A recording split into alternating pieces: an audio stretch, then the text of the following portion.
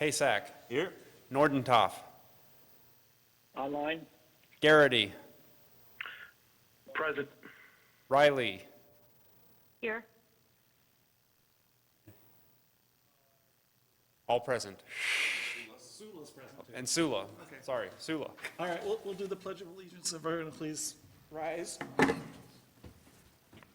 pledge allegiance to the flag of the United States of America and to the republic for which it stands, one nation, under God, indivisible, with liberty and justice for all.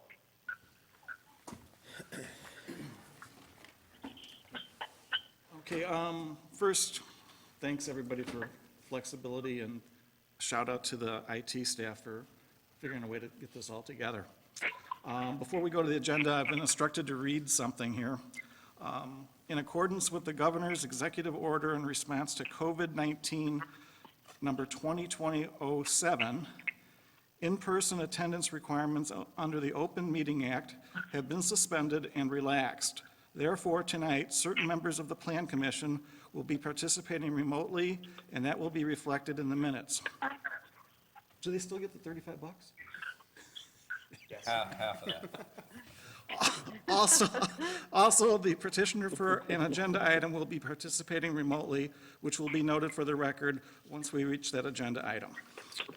Okay, first thing on the agenda is the approval of our minutes from the meeting that was held on February 19th. Does anybody have any comments or questions? If not, a motion to approve would be in order. Motion to approve? We have a motion and a second. All in favor, say aye. Aye.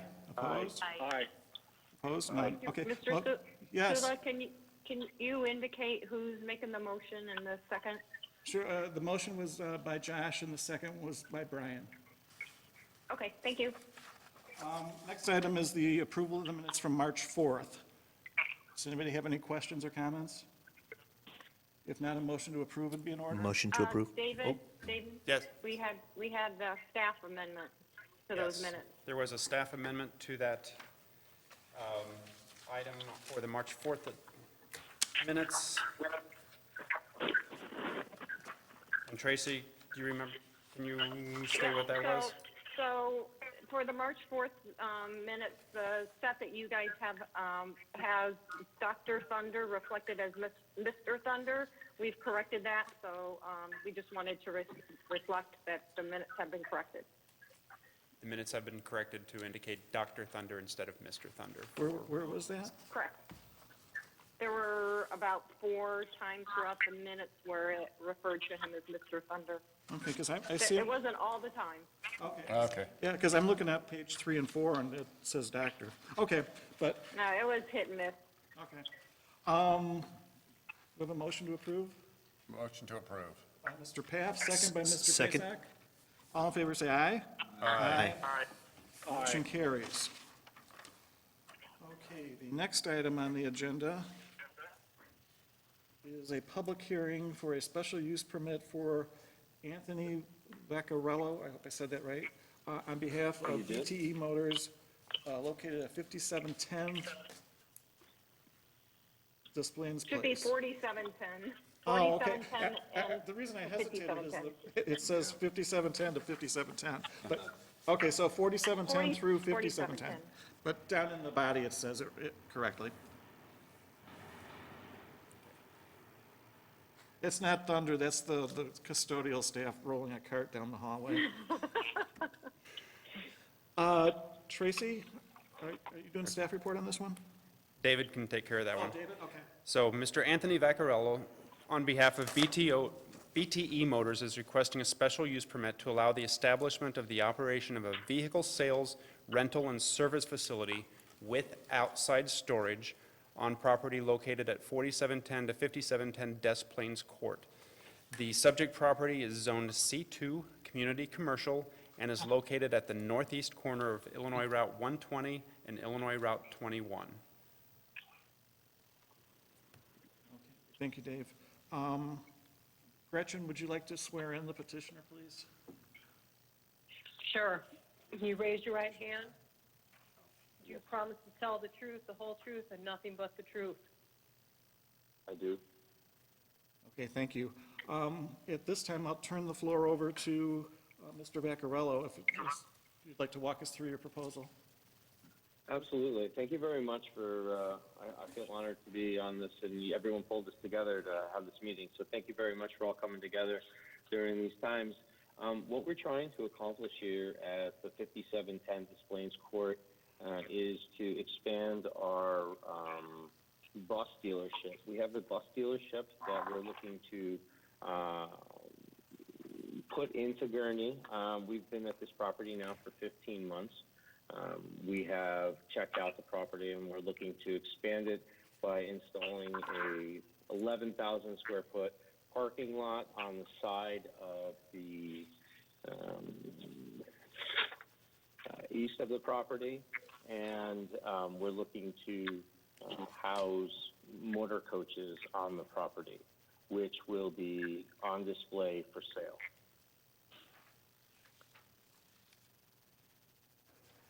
So if you look at the what we have proposed to do, we're looking to expand the property because there's nothing down there. It's I don't know if you are familiar with this location, but the location itself is below grade off of 120 under Milwaukee Avenue, and since it's underneath, there's really nothing that can be put there. Now, the dealership that we're looking to put is just going to expand the parking lot that is in the north of the building and expand it to the east of the building.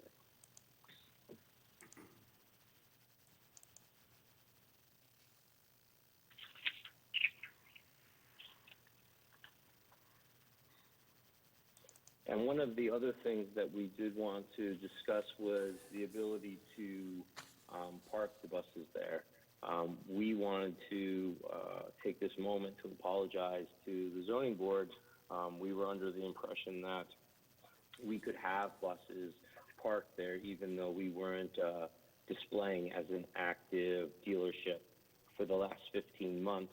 It came to our attention that the buses were in violation, and when the buses were in violation, we immediately stepped forth into what we're doing right now with this special use permit. And I've been working with your team for about 4 or 5 months now, and everyone's been very helpful. So hopefully what we can do is put this dealership here. Each one of these buses is worth anywhere from $100,000 to $550,000. We have a niche business. The motor coach industry is the industry that people come to when they're looking for to move big groups, to bring groups in. Six Flags is there. There's a lot of buses that come in and out. We want to attract that. We want to attract that audience. We want to attract that niche buyer to Gurnee. And the only other dealership that's in the state of Illinois that sells buses is in Des Plaines, which is Motor Coach Industries, which sells new buses. So we would be the only other location that sells pre-owned buses in the state of Illinois.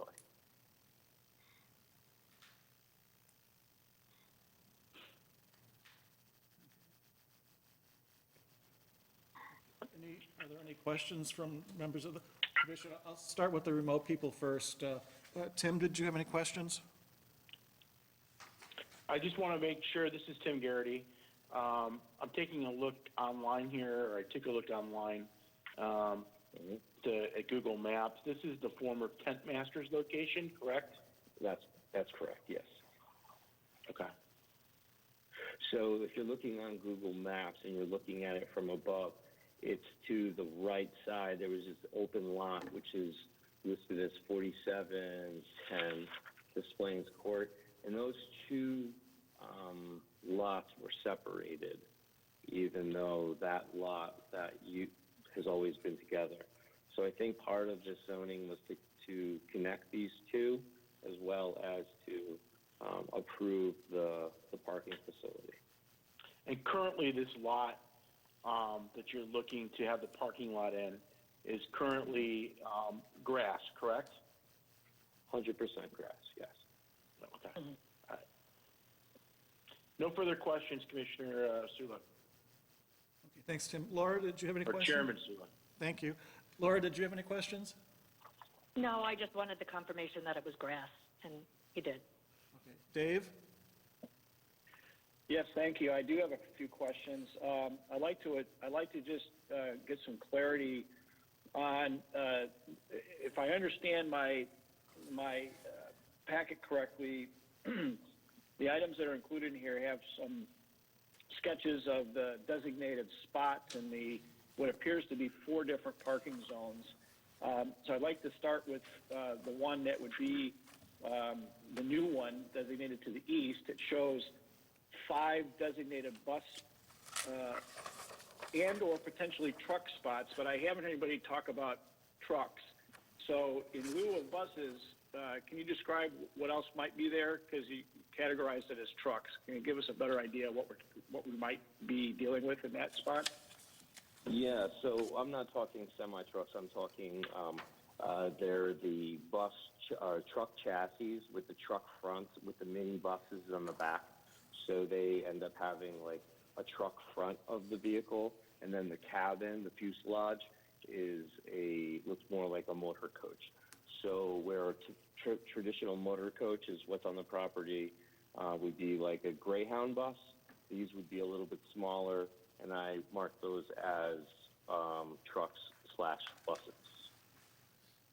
Okay, and if I understand correctly, everything that's going to be parked out here is going to be new product or used product, but ready for sale, not anything in any kind of a dilapidated or transitional condition, or being worked on or partially built, or open chassis that are eventually going to be built, or things like that, right? No, we have 2 other locations. We have a location in Orlando where we house all of the buses when we bring them out. So we have when we buy the buses, they're all pre-owned buses. We specialize in pre-owned motor coaches. We get the buses from the West Coast. We buy them. We bring them to my location in Phoenix, Arizona. From Phoenix, they get distributed either directly to Florida, or they come to up here. That's the whole goal, is to bring them up to the Midwest. Those buses would then be positioned to be reviewed by me, since every bus sale that I do, every bus has to come through me for me to check it. Either I'm going to go to that bus or it's going to come in here. So buses would come in here and buses would leave. No bus would come in a dilapidated form, because unfortunately, if they're not running, I can't have them because it costs too much money to tow these buses. So every bus would be in running condition. We do interior work. We do exterior work, where we do work on bodies of the buses, changing out tires, but nothing would be like a junkyard. This is going to be more of our bread and butter, so that this showroom could literally be a showroom for these motor coaches. So the north of the property currently is where, on the back side of the property in front of the hangar, is where we've been parking the buses. There's 4 buses that are back there now. Those buses, once the lot would be put in, those 4 buses would move over there, and then the next 4 buses would come in, and hopefully we have a cyclical cycle of the buses moving in and out. So, then to address a little bit further, that lot then to the north would contain spots for 3 more. So if I understand correctly, we are talking about a total of 8 bus slots total for the entire parcel. Is that correct? Yeah, give or Okay, take. and then- I think that would be the most it would ever be, yes. The most. Okay, great. And then along the back side of that building on that north lot, there's other designated spots on here with different sizes and numbers, spot 8, spot 9, spot 10, so forth, that appear to be along maybe the back side of the building. What do you envision in those designated parking spots? Those would be cars for any of the people that are working with us, or any of the customers that come back there. They would just be open spots. Okay, for great. cars. And then the last parking parcel is directly in front or on the south side of that building. Again, that's all designated for customer parking as well and restricted to customer parking? Correct. Okay, great, very good, thank you. The lot. You're very welcome. Thank you. Was that all your questions, Dave? Yes, thanks, Jim. Okay. I'll say something because I was over there today. What Dave's asking about, there was, I'm not sure if there was only 4 buses there. I thought there was 5. But there was one up against your hangar that was in really poor shape. I wouldn't want it sitting along the back of my fence anyway, that's for sure. It was not torn apart, but it was very, very poor condition on the paint. Looked like it had been sitting outside for many years. That bus is a double decker. It's a 2009 Van Hool. It's worth $200,000. The bus interior has been redone. The exterior of the bus was dilapidated and a lot of body damage. The body damage has been repaired, and we're waiting to bring that bus into paint. That bus would get shipped out for paint, and it will come back, and it will be night and day to what you're seeing right now. And that's one of the things that we do. We take these pre-owned buses.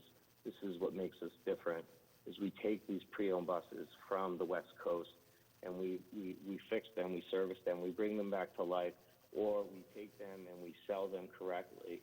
And that's what our business is focused on, is to showcase that you don't have to buy a brand new vehicle. These buses cost anywhere from brand new $500,000 to $600,000-$700,000. The business, the motor coach industry, is like the grocery industry. It's very mom and pop. So I'm bringing a value add to the bus industry by showcasing that you can get quality vehicles. We can fix these quality vehicles and bring them back to life. So you are correct. That double decker there that is on the back of the property does look rough, but in 2 weeks that bus will look absolutely amazing and will be for sale for over $200,000. Yeah, I figured that was probably the case, but Dave was asking that question, are you going to be working on these buses on site? And it appears that you are. I'm working on the buses on site, yes. The buses, there's no garage, but we're not going to be doing engine work or transmission work or oil changes. We're body work, interior work, and nobody sees what we're doing there because we're in that lower side. So what we're doing is we're working on these buses and putting them back together. When you were there, all the other buses that were there, you saw the other buses that were there. Those buses were in immaculate condition. So when these buses come in, I go through them, and when we have a bus like this is a valuable bus, and this bus is going to be resprayed here it's actually going to go up to Milwaukee to be sprayed, and then it will come back, and it will be 100%. But we were working on the interior of these buses. So I can't guarantee that the buses won't look like if that bus looks like at this moment in the backside, but they will not be on that side of the east of the property of the proposed new lot. That lot would be a display lot. And the fact of the matter is, my client base you're not going to have a lot of traffic. There's people that come and look at buses, but how many people do you know that buy a bus? Not many. So our spot is going to be quiet. We just want to have a place that we can call home and put our buses and have a central location between Chicago and Milwaukee. And this is a great location for us, and I think we would do Gurnee well. So is the body work done inside of the hangar? No, the body work is done usually off-site, like at a different body garage. Oh, okay. We work on the interior stuff. We work on the flooring inside the bus, upgrading the bus to have outlets, redoing the upholstery, the seat covers on the bus, redoing the ventilation system, wiring Wi-Fi on the bus, putting amenities on these buses. That bus that you were looking at was a 2009. The other buses that we have on the lot are anywhere from 2010 to 2018 is our newest bus on the lot. So that's what the different values that we bring and showcasing with these bus sales. One other question. I didn't see, I saw that there was some screening already between the house at 5660, but right now, most of that is, does not have any leaves on it, so there's really not much screening there. Is there a fence going up in between there in the parking lot? Are you talking on the east of the property between the building, the parking, proposed parking lot and the house? Yes. So there is a tree line there. We have not been asked to put a fence up between the house and the rental house and the parking lot. But if that was something that needed to be done, we would follow those rules. Okay, that's all the questions I have.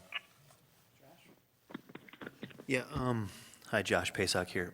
Thanks for coming and explaining the proposal. I want to make sure I'm clear on the enhancements to the property. Are there any building enhancements? Okay, there's no fence plan, but is it really just the new parking lot addition? And I do see in the plan some landscaping. I mean, because we didn't hear that in the proposal from you, but maybe you can walk us through those planned enhancements to the property. I'm having a hard time hearing you, but I think the question is it just a parking lot and other enhancements? The interior of the property, when it was Tent Masters, was redone since that, and the interior of the building has been walked through. That building, everything has been taken care of. It's a garage, and there's a front office, so it's set up already for that functionality. Yes, it would just be a parking lot that would be put in, and the landscaping advised by the village to, make it look pretty. Yeah, that's the only thing that's going to be happening. Okay, thank you. Welcome. Most of my questions have already been asked, but I will say my biggest concern with this is the outdoor servicing of these vehicles. The way it stands now, I can just envision this kind of spinning out of control quickly. Well, I will let you know, I have talked to, regarding that, the building in the back, and I have requested to have access to that. I don't even know what to call it, like airplane hangar. So you don't have access to the Quonset hut right now? I don't know. There's boats in there.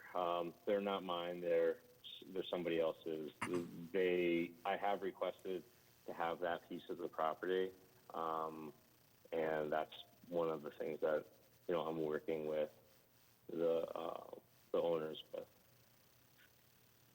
So I hope to have that, and if that was part of it, that said that we would have to have that lot or that garage to work on it, the vehicles, or to hide a vehicle that looks like that double-decker does. We're not here to cause problems. We just want to sell buses and make money. So I'll do whatever we need to do to adhere to your guidelines.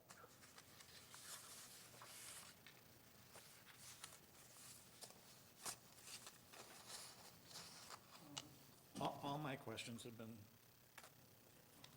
addressed. I'm going to go through the formality of opening the floor to the public. There's really nobody here from the public, so I'll close the floor to the public. Second round of questions from members of the Planning and Zoning Board. Laura? No, I'm fine. Tim? Yeah. So, it's not so much a question, but a observation. The way that the request was made was that, in reading through the board packet, was that the zoning right now allows for an indoor car dealership or bus dealership, but we don't have they weren't authorized for external or outdoor displays of vehicle. I'm apt to allow the outdoor display. My biggest concern here is the working on vehicles outdoors. When we talk about another car dealership, if I just use some common sense here and I think about a Ford dealership or a Nissan dealership, they're not outside working on their vehicles. So this seems like it's almost something more than a dealership. So I am hesitant to allow that. I'm more of the thinking of that, we allow outdoor display, but we put a caveat in there saying that no outside work or all work needs to be done and let the petitioner go in and secure another building for that. I mean, those are just my thoughts. I'm open to discussion with the other board members. Just to clarify the request, outdoor storage is an option that is facilitated in the zoning ordinance through the special use process. So it's not something that is totally not contemplated. That's why we're going through this procedure this evening.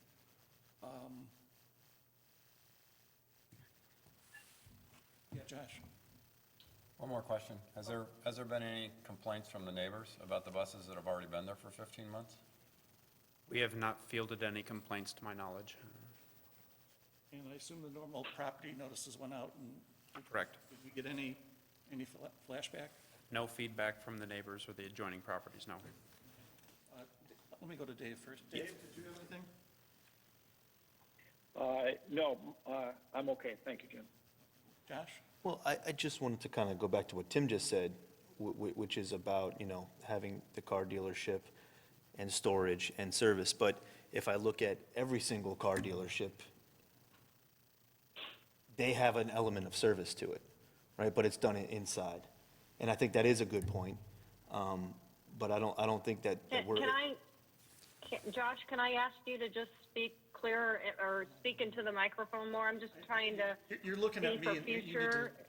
talk to the microphone. Yeah, is this better? Just trying, Yeah, we can't trying hear to 'em. see for future. Yeah, we can't really hear you guys that, if we're on the remote. So I just want to see if you really speak into the mic, if we get better audio.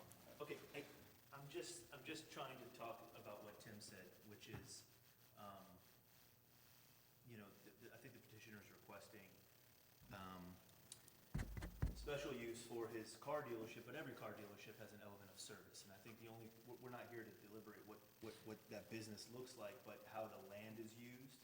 And in this case, where I think there is a good point to be made, this property does butts up against a commercial residence, and we don't allow, we just talked about this in a previous meeting, we don't allow outdoor car service to be done in a commercial, a residential neighborhood. So I would think we would want to apply somewhat of a similar, I don't want to call it a requirement, but request, or follow in the same spirit of requirements due to the proximity. I mean, we're talking a matter of feet next to a residential property. I know it is zoned commercial community, I do understand that, and we haven't heard from the neighbors, but I think that would be something that we would want to discuss and make sure we settle. Let me give perspective on what I think I heard. I think I heard that there's no engine work going to be done. There isn't going to be any transmission work, no oil changes. What I did hear is that body work is done off-site, and what we're seeing now with this one that needs to be painted is kind of a transitional thing, but the work wasn't actually being done on-site. My perspective. Let me add something real quick as well. In our zoning code, we differentiate vehicle repairs into two categories, a minor and a major. The minor would be allowed by right within the zoning district. The major repair would require a special use permit. And as you can imagine, the minor stuff, things like mufflers, tailpipes, hoses, belts, lights, fuses, wiper blades, wheel bearings. Major is fender straightening, body work, painting. So it's the heavier duty stuff that would require the, the pneumatic tools and things like that. So just keep in mind that a minor repair facility would be permitted by right. It doesn't really differentiate the indoor-outdoor within that, but I think we do have some operating conditions within here for those, and give me a second, I'll look those up while you continue discussing. Can I ask one more question? Let me finish Okay, first, please. got it. But where I was going to is the work that I heard that was going to actually be done on site was interior to the vehicle itself. And as I picture these vehicles, they usually have darkened glass and you can't see into them type thing. So I kind of view that as kind of not very visible, not obtrusive type of a thing. Jim, maybe we could get the petitioner to clarify. I thought I heard that there was to be some body work that was going to be done outside. Maybe the petitioner could, with your approval, comment on that? Mr. Vaccarello, can you clarify if there's any exterior body work going to be done? Yeah, so I can clarify that. This is Anthony. So say this would be what a body work would consist of in our world. Buses have luggage bays underneath. I think everyone's familiar with them. We do replace those from time to time. We take those off and put a new one on, put it back together again, shut the door, and that's done. That's the extent of the body work that would ever be done at that property. We have a body man and a paint companies that we work with throughout the country, and we focus on one guy up in Milwaukee right now that's been doing a great job for us. So are you going to have guys out there painting buses? No, you're not going to have that. You're not going to have guys doing body work. You're going to have guys in the bus sewing fabric onto seats or running wires through the inside of the vehicle through the center to put bigger TV monitors in or put USB outlets in. It's all on the inside of the vehicle. These are 45-foot vehicles.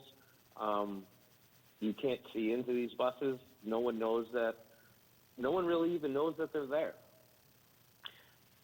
So there'll be no outdoor power equipment being used exterior for neighbors to hear? No. Okay. Just a compressor that is inside, but that's just a compressor that's inside the garage. So no, there's no there is no noise that comes from us, which is why we haven't had any complaints. And if I can point out, they're going to have to comply with all of our other zoning ordinances, including noise, lighting, and signage and all that. Well, now kind that of you, stuff. right, now that David went ahead and clarified the minor is by Yep. right and that a major would require a special use, I feel more comfortable based on that information now. Okay, great, thanks, Tim. That was my question, so Okay. it's been answered. Okay, good. Any other, yeah, Brian? So, but based on what Dave said and then what Tim said, I just want to make sure that we're clear, because they're asking for a special use for vehicle sales, rental, and service facility. So it doesn't differentiate, the service facility doesn't differentiate between our code of minor and major. So I want to make sure we don't get into a Service wouldn't be situation for where the if we public. approve this, that suddenly they're allowed to do major vehicle repairs or however it's described in the code. No, it would be, They're Personally, bound I to think they put should be conditions on prohibited it, from too. doing anything outside. Because I think that's just going to, right. it's going to be a box of worms. It's going to be like, It would have to be specifically approved for a major vehicle repair facility in order to get those allowances for that type of work. And they're not asking for that. They're not asking for that, no. Okay. Any other questions from members of the Planning and Zoning Board? No. that, is someone ready to advance a motion? Make a motion? Yes, Josh? Make a motion to forward a favorable recommendation on the petition of Anthony Vaccarello for a special use permit to allow the establishment and operation of a vehicle sales, rental, and service facility on the property located at 4710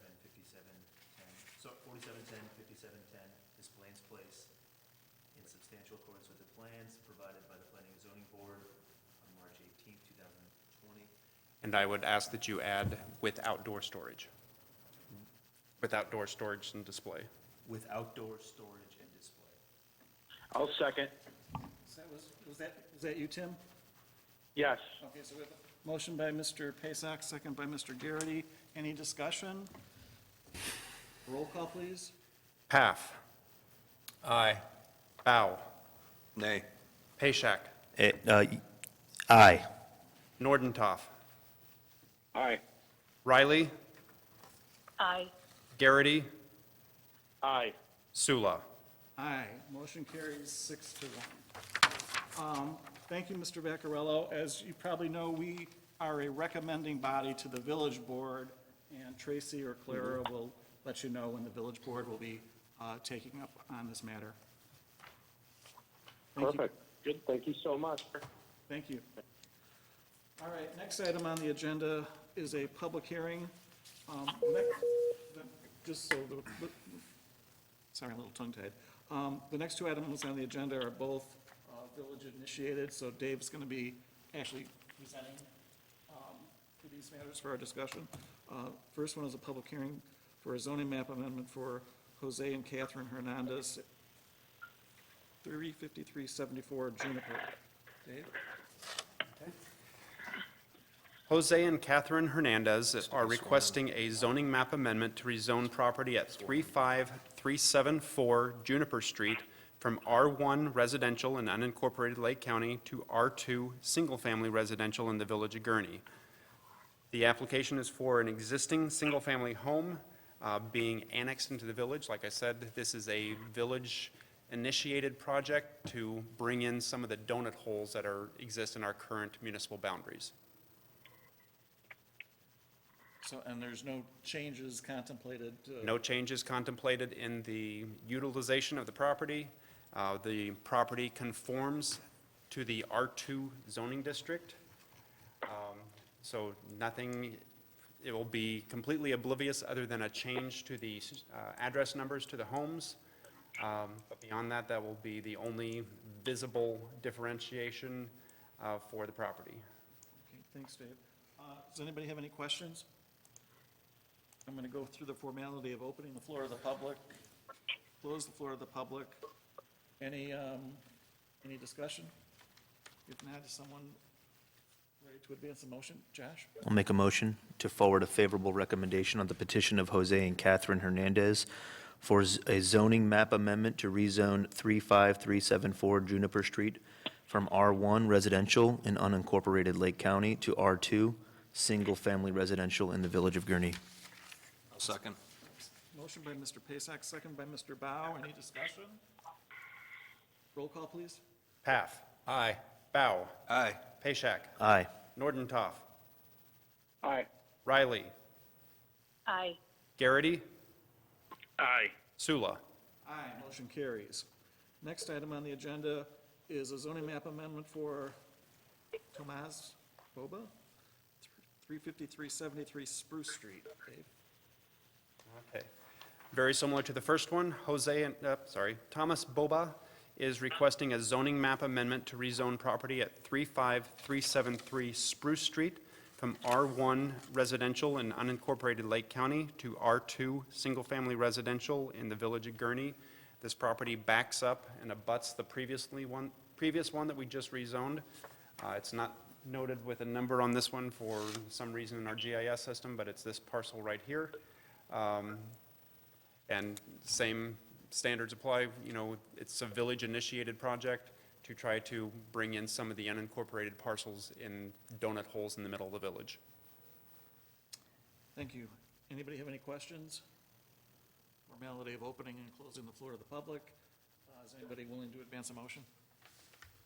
Josh? 3 for 3. Motion to forward a favorable recommendation on the petition of Tomas Boba for a zoning map amendment to rezone 35374 Spruce Street from R1 Residential in unincorporated Lake County to R2 Single Family Residential in the village of Gurnee. Second? Second. Just a clarification on the address number. It's 35373. I thought you said 35374. That's what's in the motion, excuse me. Okay. I apologize. 35373 Spruce Street. In the motion, it's different than the, sorry, Okay. my apologies. Oh, Yes, my apologies. It's typo and above it, too. Which one? But it's right on the agenda, though. The agenda, yeah. Okay. Got So it. correction to the, excuse me, correction to the motion, 35373 Spruce Street. Thank you. You're welcome. I suppose I'll second that. Well, please. Paff. Aye. Bow. Aye. Pashak. Aye. Nordentoff. Aye. Riley. Aye. Garrity.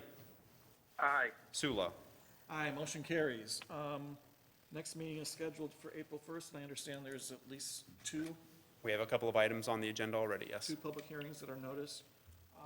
Thanks, everyone. This was an experience, and appreciate everyone's professionalism, and hopefully, the country will be a lot healthier a few weeks from now. We won't have to do this very often.